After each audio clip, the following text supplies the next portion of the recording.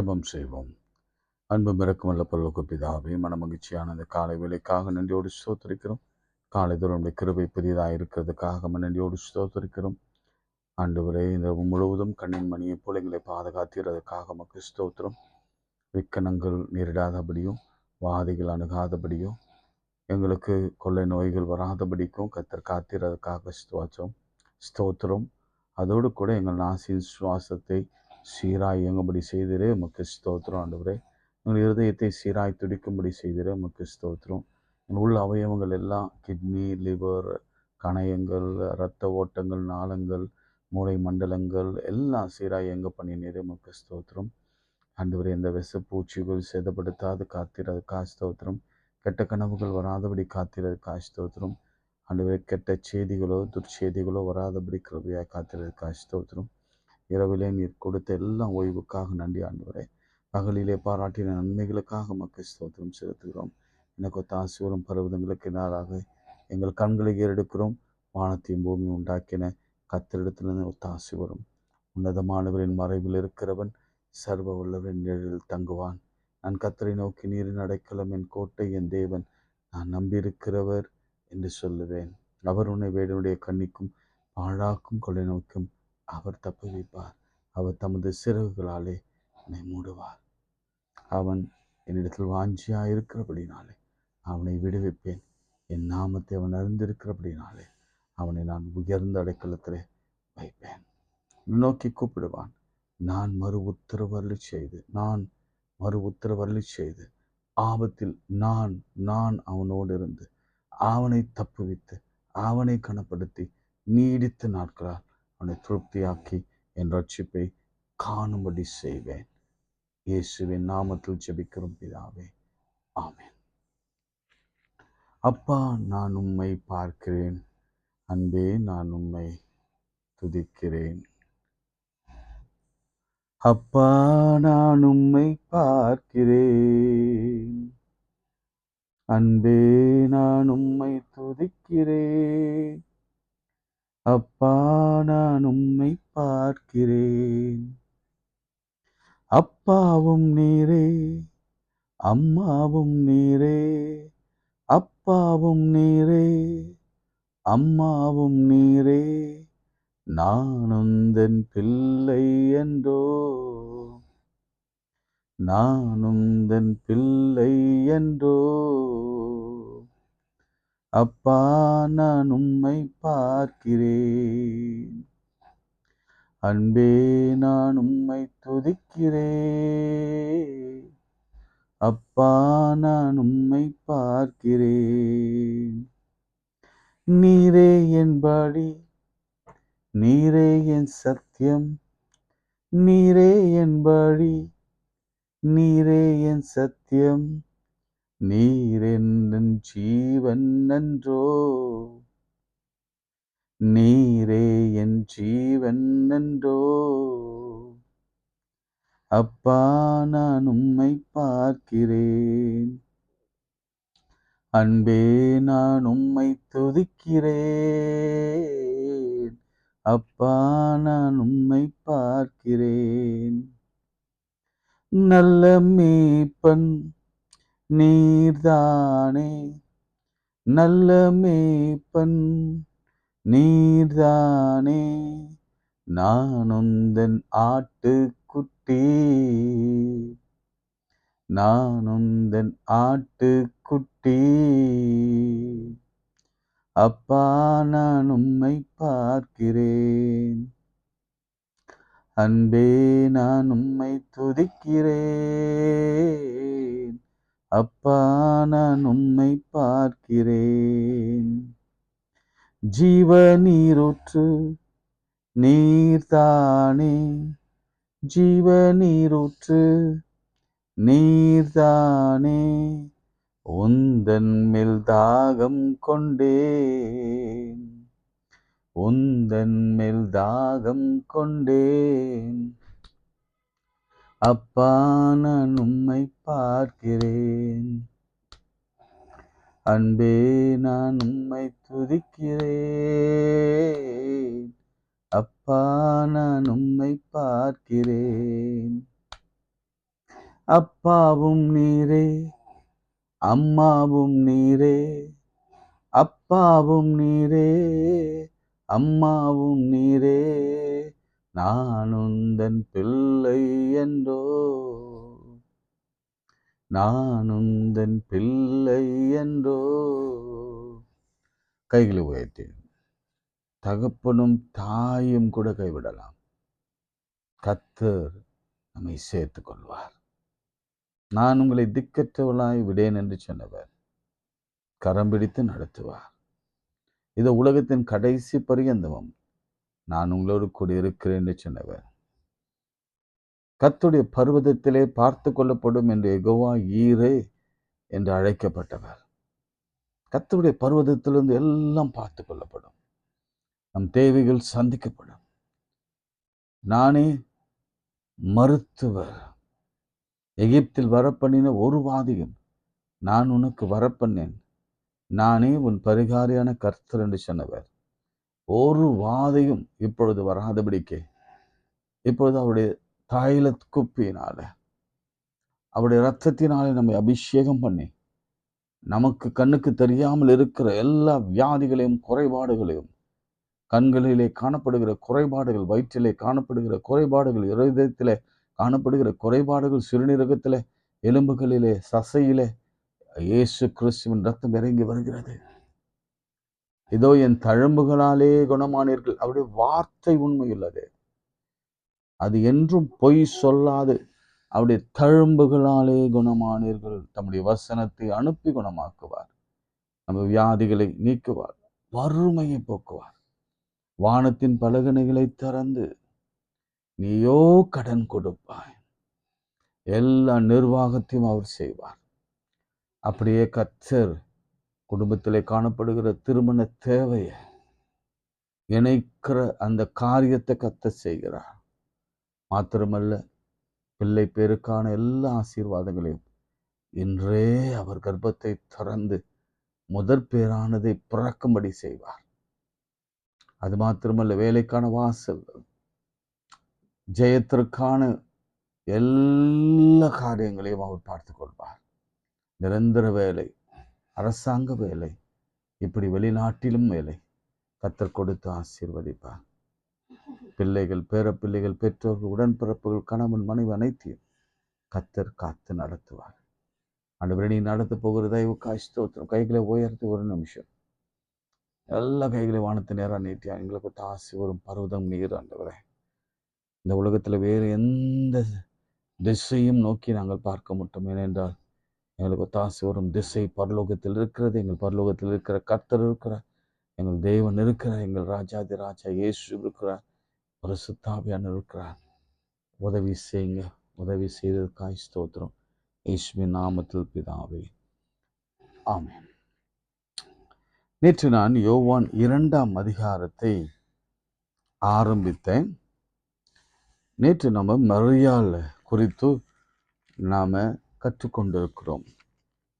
அநேகருக்கு அது மிகவும் ஆசீர்வாதமாக இருக்கும் என்று நான் நம்புகிறேன். நிச்சயமாகவே மரியாள் எல்லாருக்கும் முன்மாதிரியான ஒரு தாய். அதனால தான் வயசான எலிசபெத் சொல்கிறாங்க, என் ஆண்டவரின் தாய் அப்படின்றாங்க. ரொம்ப அழகா. அப்படின்னா என்ன அர்த்தம் தெரியுமா?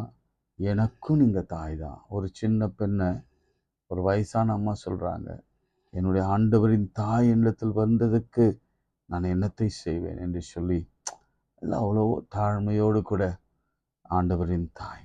சரி, நான் கேட்டேன், நேற்றே கேட்டேன், ஏன் அவ்வளோ அவசரமாக 3ஆம் நாளிலே அவருடைய ஊழியத்தின் துவக்கத்திலே அவருடைய தாயார் ஒரு அற்புதத்தை செய்ய வேண்டும் என்று அவசரம் பட்டதற்கான காரணம் என்ன? சீஷர்களும் அழைக்கப்பட்டிருந்தார்கள் என்று நம்ம வேதத்திலே வாசிக்கிறோம்.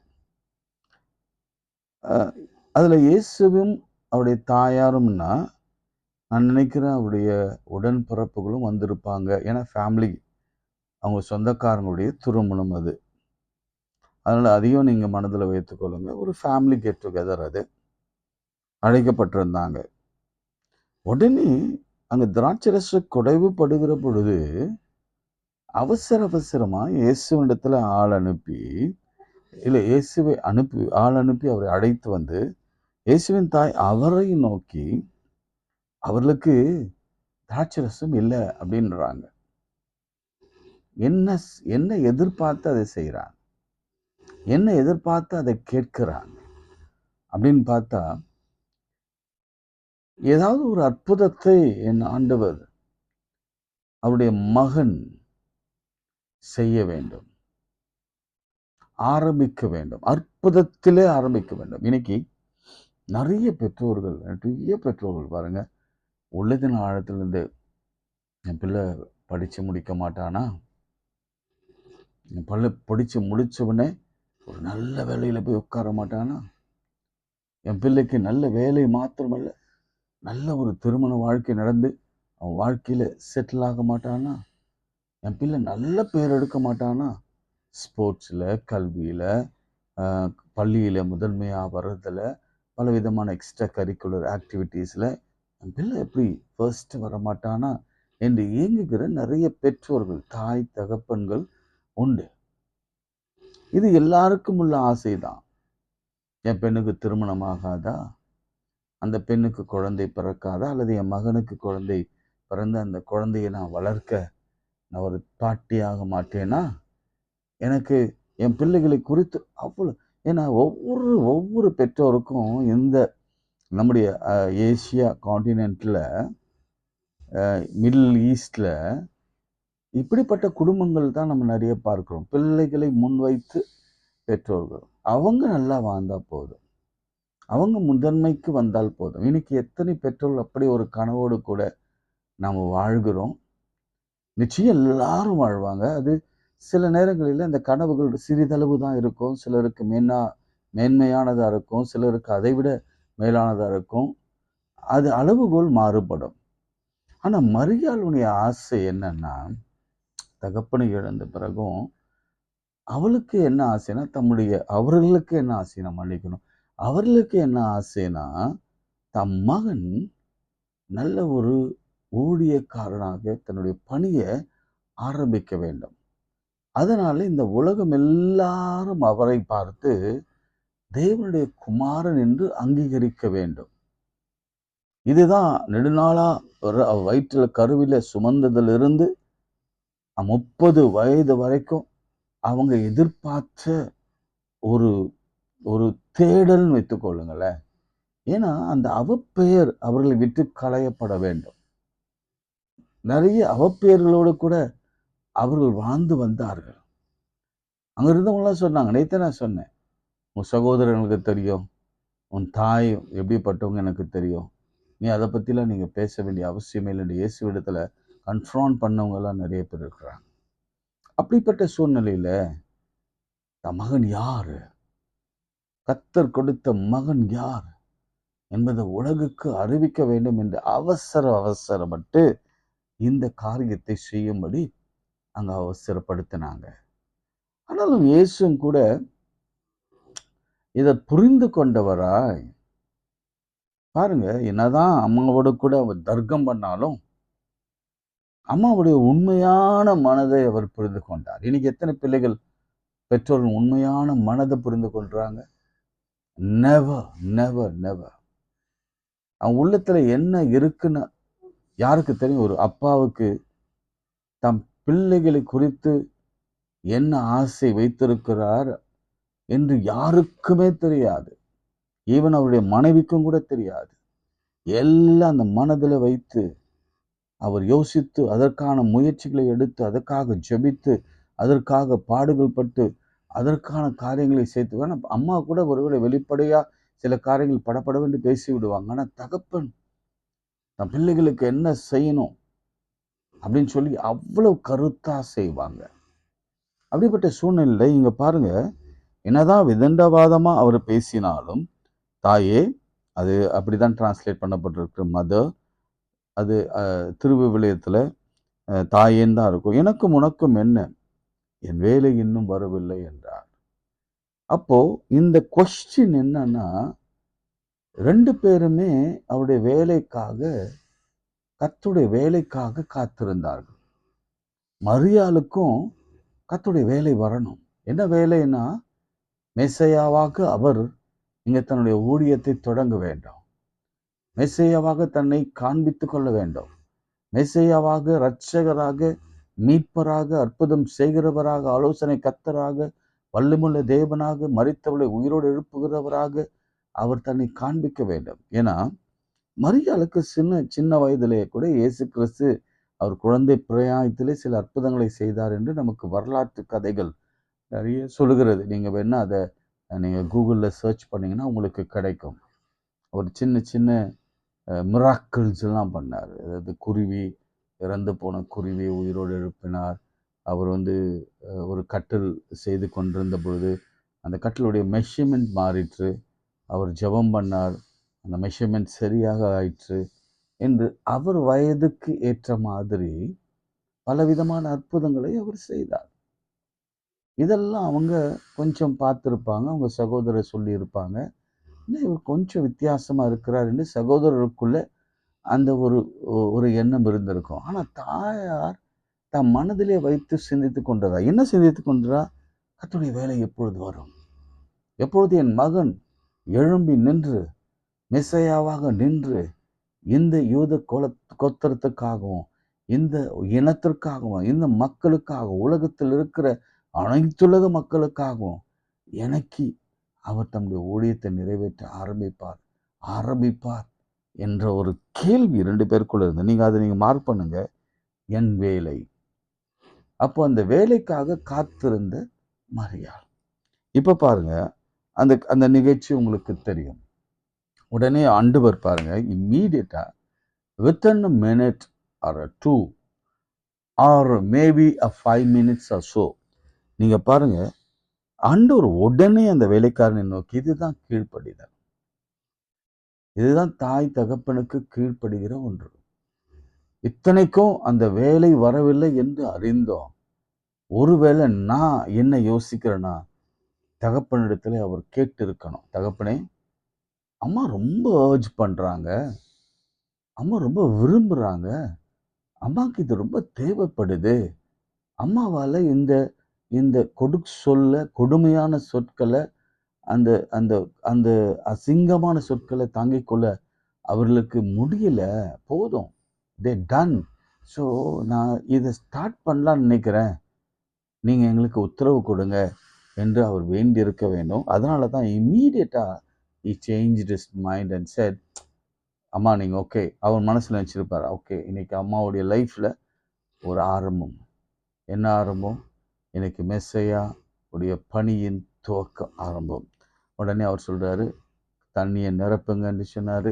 தண்ணியை நிரப்புனாங்க, தண்ணி திராட்சரசமாய் மாறிற்று, எல்லாருக்கும் கொடுக்கப்பட்டது. எல்லாரும் ஆச்சரியப்பட்டார்கள். அவர் தம்முடைய மகிமையை வெளிப்படுத்தினார். அவருடைய சீஷர்கள் அவரிடத்திலே விசுவாசம் வைத்தார்கள்.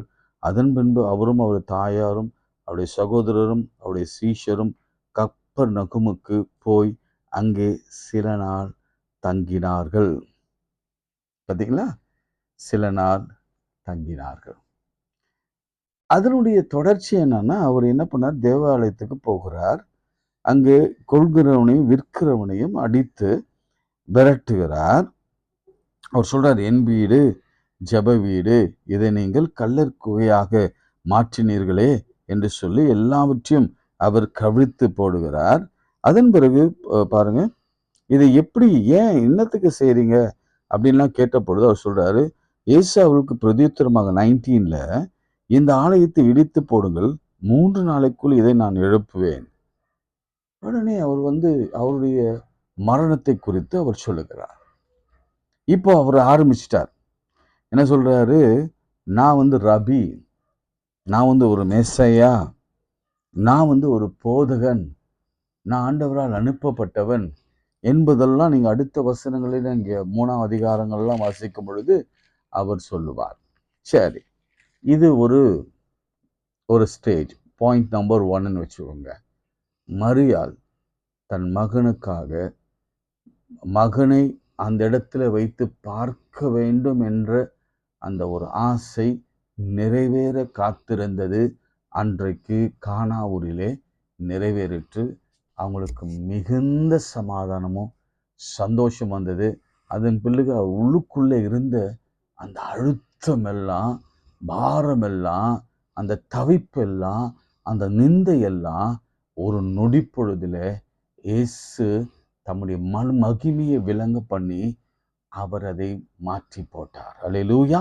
இன்றைக்கும் இன்றைக்கும் இன்றைக்கும் நான் சொல்றேன், அப்படிப்பட்ட மனநிலையோடு கூட ஏதோ ஒரு காரியத்தினால உலகம் உங்களை தவறாக புரிந்து கொண்டு, உலகம் ஆண்களானாலும் சரி பெண்களானாலும் சரி, ஏன்னா நிறைய ஆண்கள் கூட இப்படிப்பட்ட ஒரு சூழ்நிலையில மாட்டிக்கொண்டு தவறுதலாம் புரிந்து கொள்ளப்பட்டு அவர்களை தனித்து விடப்படுகிற ஒரு சூழலை பார்க்கிறோம். ஏன்னா இந்த காலம் எல்லாம் அப்சைட் டவுனாக மாறிக்கொண்டிருக்கிற காலம்.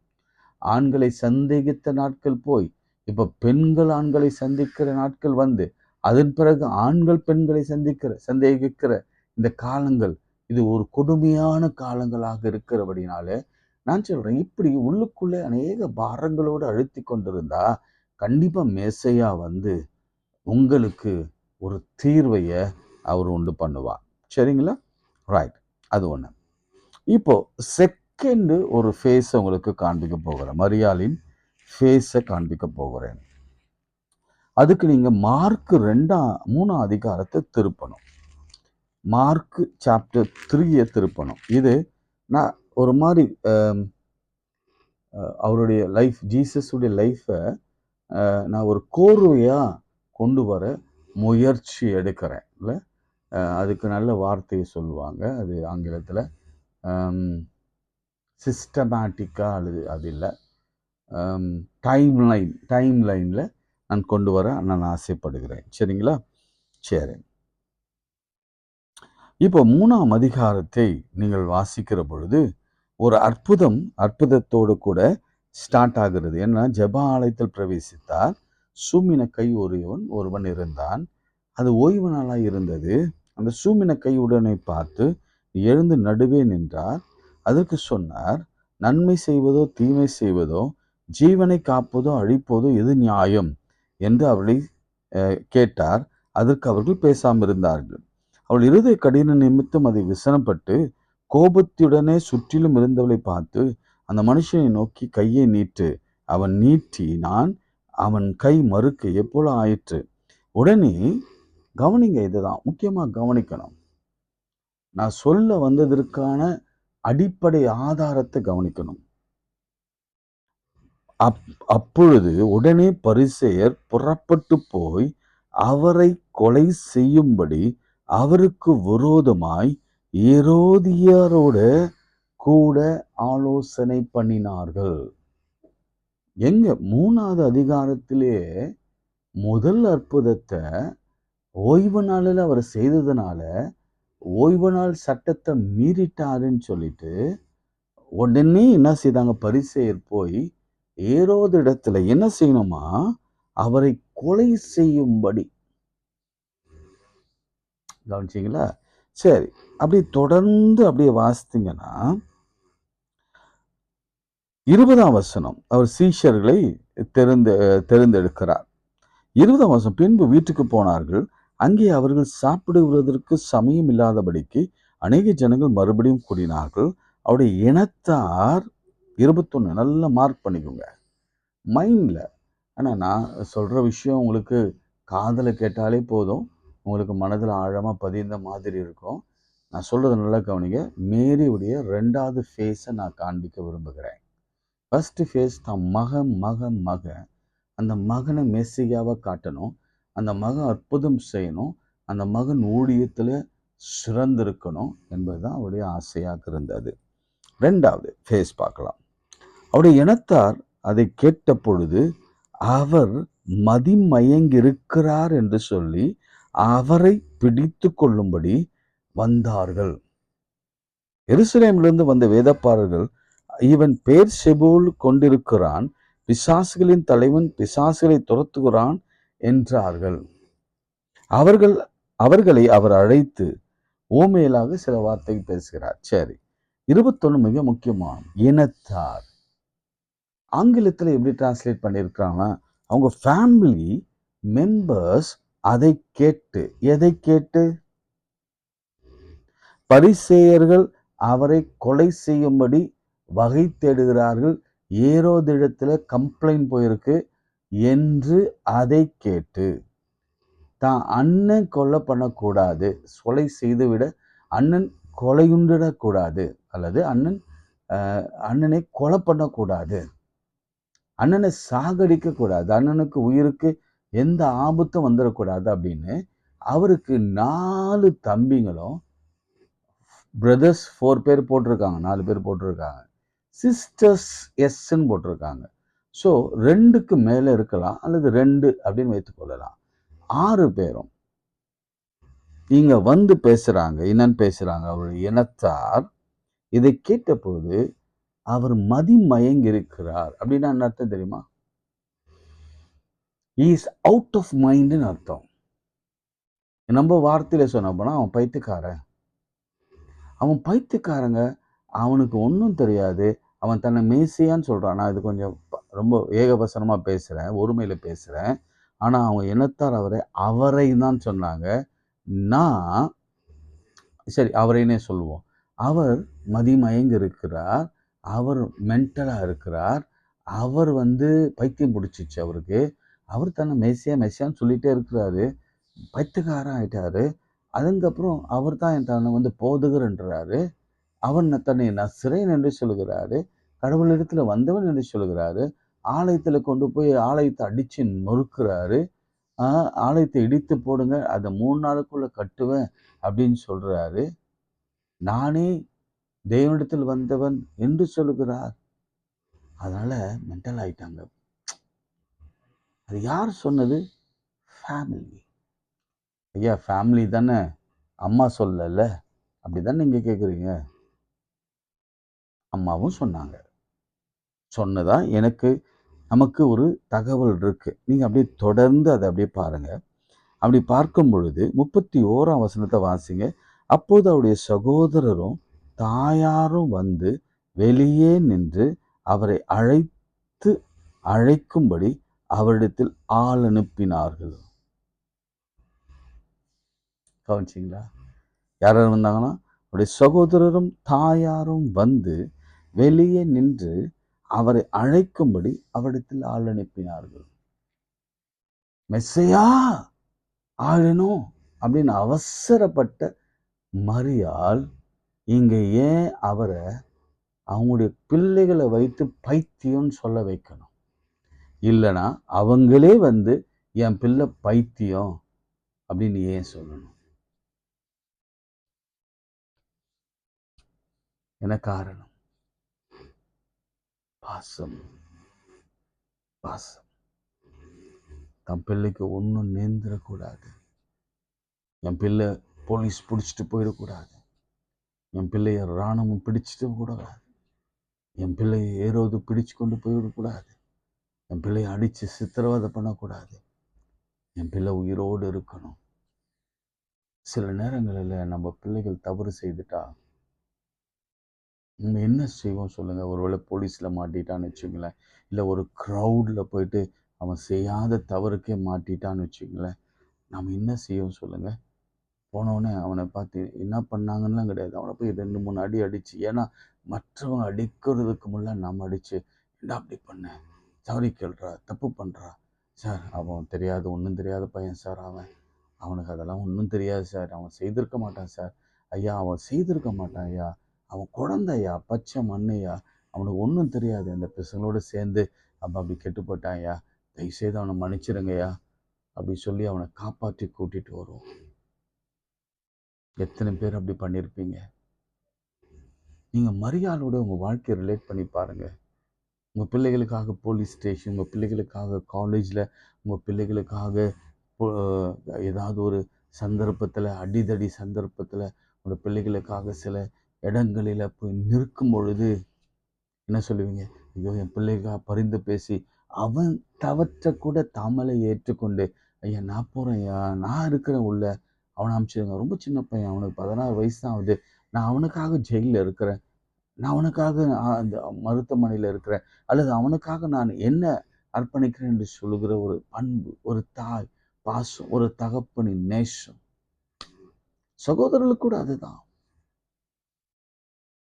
பிரியமானவர்களே, பெர்ஸ்பெக்டிவ் பாருங்க. மரியாளுக்கு மெஸ்ஸியா இருக்கணும், அவர் மெஸ்ஸியா தான், அவர் கடவுளுடைய குமாரன் தான், அந்த ஆசைலாம் இருந்தது.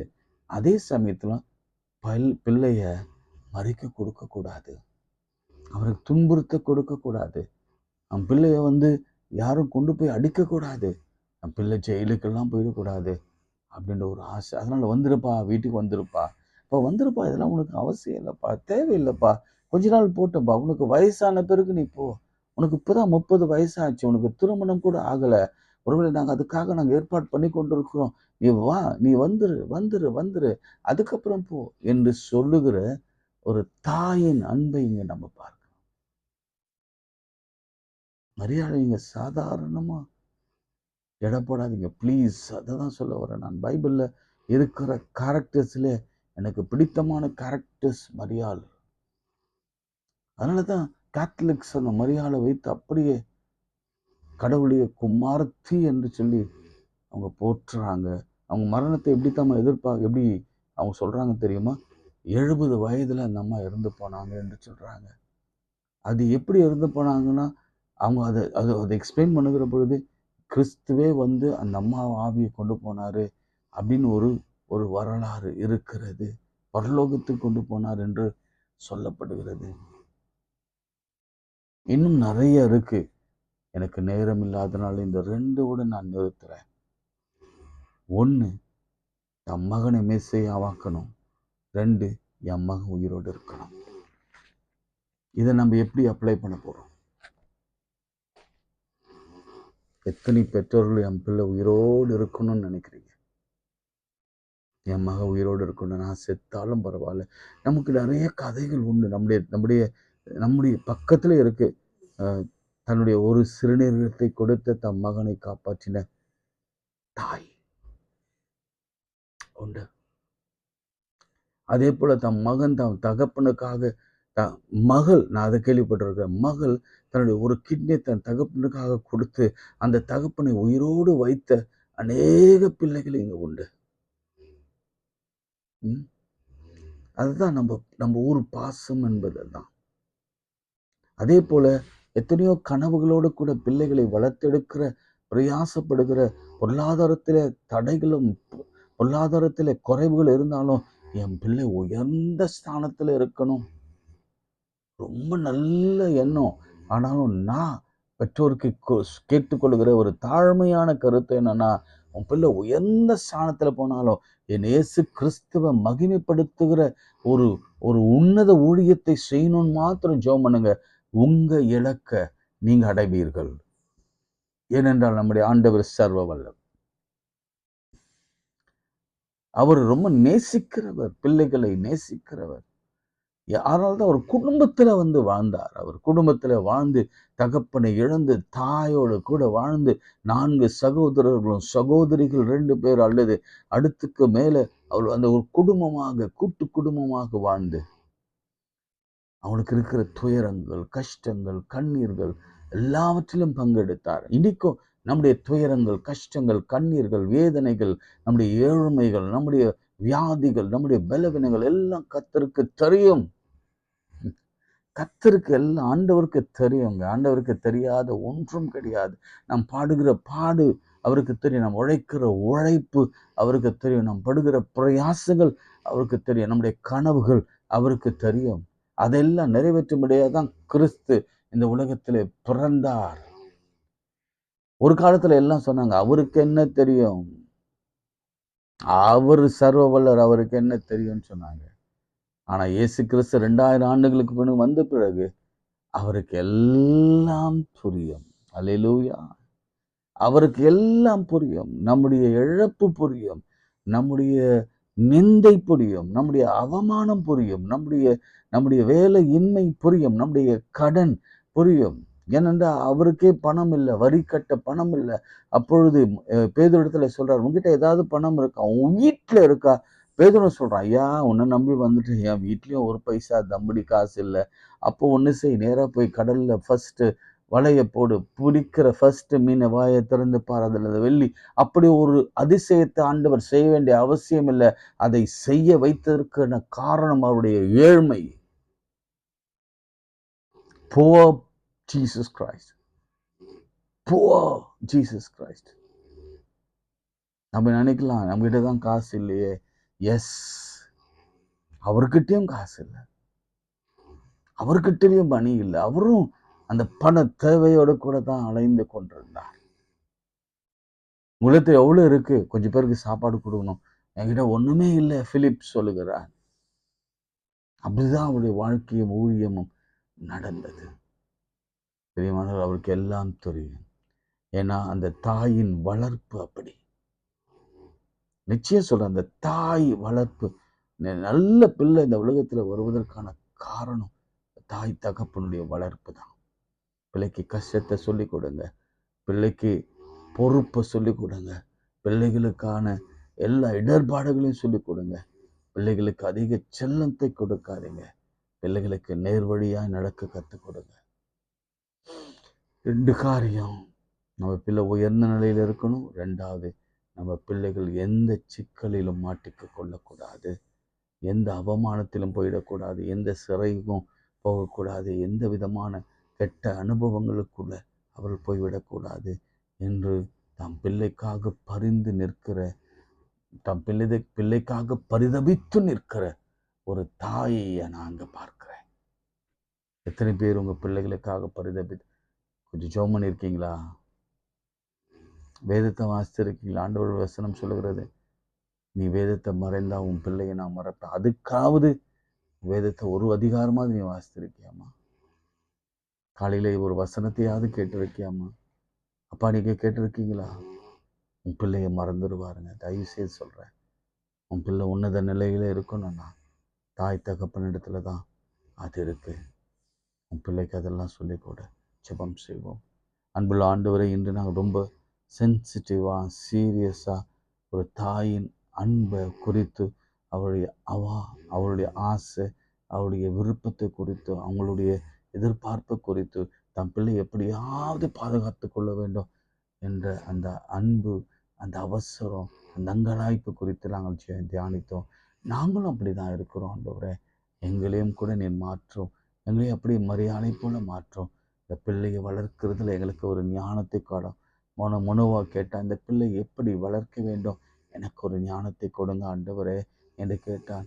மரியாள் உம்மிடத்திலிருந்து அந்த அறிவை பெற்றுக்கொண்டு அந்த பிள்ளையை வளர்த்தெடுத்து மகாமேசியாவாக, உயர்ந்தவராக, சர்வ வல்லவராக, அநேகரை குணமாக்கி, அநேகர் மரித்தவர்களை உயிரோடு எழுப்புகிற, அப்படி பிசாசுகளை விரட்டுகிற, கடல் மேல் நடக்கிற, இயற்கை மேல் அதிகாரம் செலுத்துகிற ஒரு அன்பு பிள்ளையை வளர்த்தெடுத்தது போலவே வளர்த்தெடுங்க. அது இப்பொழுதும் கூட இந்த மாதிரி தேவையோடு இருக்கிற ஒவ்வொரு பெற்றோர்களையும், விசேஷமாக குழந்தை இல்லாதவர்களுக்கு குழந்தை தாங்க, திருமணமாகாதவர்களுக்கு திருமண வாழ்க்கை தாங்க, வெளியில்லாதவர்களுக்கு வேலை தாங்க, குடும்பத்தில் பிரிந்து இருக்கிறவங்க நிச்சயம் ஒன்று சேரணும் ஆண்டவரே. மனிதன் பிரிக்கவே கூடாது. ஆசீர்வதிங்க. வியாதியஸ்தருக்காக ஜெபிக்கிறேன் ஆண்டவர். இந்த உலகத்தின் வந்ததே நோக்கம் அது சொன்னார் அவரு. ஆண்டவரே, அந்த மார்க் 3 மனுஷகுமாரன் குணமாக்கும்படி தான் வந்தார். இந்த ஓய்வு நாள் எல்லாம் மனுஷனுக்காக உண்டாக்கப்பட்டது. ஒருத்தன் பள்ளத்துல இருந்தா, ஒரு எருதோ பள்ளத்துல இருந்தா அதை எடுப்போம்ல, தூக்கி எடுப்போம்ல. ஆனா ஒருத்தன் உயிரை விழ இருக்கிறான், அவனை தூக்கி எடுக்கக்கூடாதா? இப்படி நம்மை தூக்கி எடுக்கும்படி வந்திருக்கிறா. இன்றைக்கு நிறைய பேருக்கு ஜீவன் திரும்ப வருகிறது, நிறைய பேருக்கு வியாதி மறைகிறது. நிறைய ஐசியூலேருந்து நீங்கள் வெளியே வர்றீங்க, உங்கள் வியாதிகள் எல்லாம் மறைந்து நீங்கள் பரிபூர்ண சுகம். கேன்சர், ஆமாம், அது இல்லாமையே போகிறது. கட்டிகள் மறைகிறது, யூட்ரஸ் குணமடைகிறது, கண்கள் தெளிவடைகிறது, பார்வை வெளியே வருகிறது, பார்வை தெளிவாய் அறிகிறது. எல்லா கடன்கள் 5 கோடி 3 கோடி இருந்தால் கூட கத்தர் அதை அடைக்கிற நிர்வாகத்தை கத்தர் கொடுத்து ஆசீர்வதிப்பார். கத்தர் நம் பட்சத்தில் இருக்கும்போது மனுஷன் நினைக்க செய்வான். ஒருவன் வேதத்தை நேசித்தால் கத்தர் அவனை நேசிப்பார். ஒருவன் வேதத்தை பார்த்தாலோ கேட்டாலோ கத்தரை தியானித்தாலோ கத்தர் இந்த குடும்பத்தை நிச்சயம் ஆசீர்வதிப்பார். இது சத்தியம், இது சத்தியம். வேதத்தை நேசிக்கிறவர்களுக்கு மிகுந்த சமாதானம் உண்டு. Yes lord, thank you. இயேசுவின் நாமத்தில் ஜெபிக்கிறோம் பிதாவே, ஆமென். நமது ஆண்டவராக இயேசு கிறிஸ்துவின் கிருபை, பிதாவாகிய தேவனுடைய அன்பு, பரிசுத்தாவின் ஐக்கியம் நம் அனைவரோடும் மீண்டும் மீண்டும் சதாக்கள் நிலைத்திருப்பதாக. ஆமென். God bless you.